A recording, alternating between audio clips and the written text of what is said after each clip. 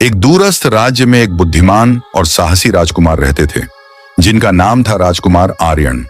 उनके पिता राजा सोहेल एक विशाल साम्राज्य के अधिपति थे, लेकिन राज्य का एक हिस्सा एक भयावह पहाड़ से घिरा हुआ था, जिसे सब अभिशप्त पहाड़ के नाम से जानते थे। कहा जाता था कि जो भी उस पहाड़ में गया वह कभी वापस नहीं लौटा। लोगों का मानना था कि पहाड़ की गहराई में एक शक्तिशाली जिन्न रहता है, जिसकी ताकत के सामने कोई टिक नहीं सकता। एक दिन राजकुमार आर्यन ने महल के एक वृद्ध कर्मचारी से सुना, राजकुमार, इस पहाड़ का जिन्न एक समय हमारे राज्य का रक्षक था, लेकिन एक बड़ी गलती के कारण उसे श्राप मिला और अब वह लोगों पर हमला करता है। उसे मुक्त करना है तो केवल कोई साहसी और सच्चे दिल वाला व्यक्ति ही ऐसा कर सकता है।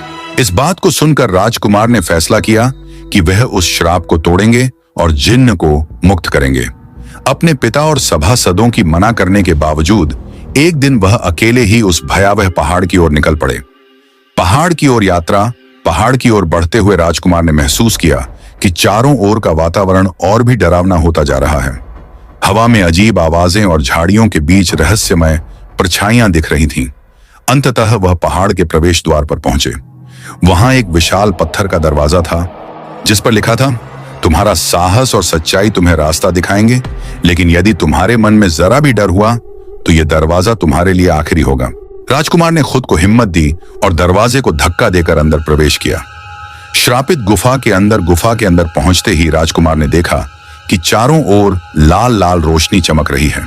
तभी एक जोरदार गड़गड़ाहट हुई और उनके सामने वह भयावह जिन्न प्रकट हुआ। उसका विशाल शरीर, जलते हुए आंखें और गहरी गूंजती आवाज ने पूरे गुफा को हिला दिया। जिन्न ने कहा, मनुष्य, तुम यहां क्यों आए हो? क्या तुम्हें पता नहीं कि यहां आना मौत को बुलाने जैसा है? राजकुमार ने दृढ़ता से जवाब दिया, मैं तुम्हारे श्राप की कहानी जानता हूं। मैं यहां तुम्हें मुक्त करने आया हूं, लेकिन अगर मैं असफल हुआ तो तुम्हारे हाथों मरने के लिए भी तैयार हूं। जिन्न जोर से हंसा और बोला, तुम्हें यदि मुझे मुक्त करना है तो तुम्हें 3 परीक्षाएं पास करनी होंगी। यदि तुम असफल हुए तो तुम्हारा जीवन यहीं समाप्त हो जाएगा। पहली परीक्षा। जिन्न ने राजकुमार को एक जलती हुई नदी पार करने को कहा। जिन्न ने कहा, यह नदी बहुत खतरनाक है। एक गलती और तुम्हारा अंत निश्चित है। राजकुमार ने अपने डर का सामना किया और अपनी मजबूत इच्छा शक्ति के सहारे नदी को पार कर लिया, भले ही रास्ता बेहद जोखिम भरा था। दूसरी परीक्षा में जिन्न ने राजकुमार को अथाह धन संपत्ति दिखाते हुए कहा, तुम चाहो तो यह खजाना लेकर लौट सकते हो, लेकिन यदि ऐसा किया तो मुझे मुक्त नहीं कर पाओगे। अब बताओ तुम क्या करोगे? राजकुमार ने खजाने की ओर बिना देखे कहा, मैं यहां धन संपत्ति के लिए नहीं आया हूं, मैं यहां तुम्हें श्राप मुक्त करने आया हूं। तीसरी परीक्षा।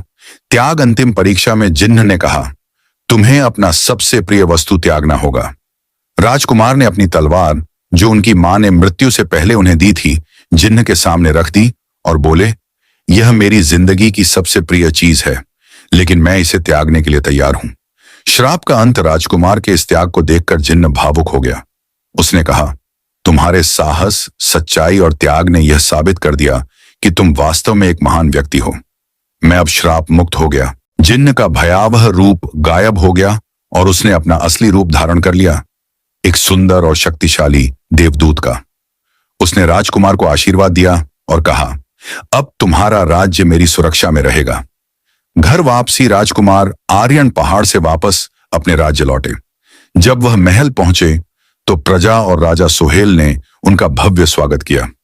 उनकी इस साहसिक यात्रा और दयालुता की कहानी हमेशा के लिए अमर हो गई। यह कहानी हमें सिखाती है कि सच्चा साहस, ईमानदारी और त्याग किसी भी बाधा को पार कर सकता है।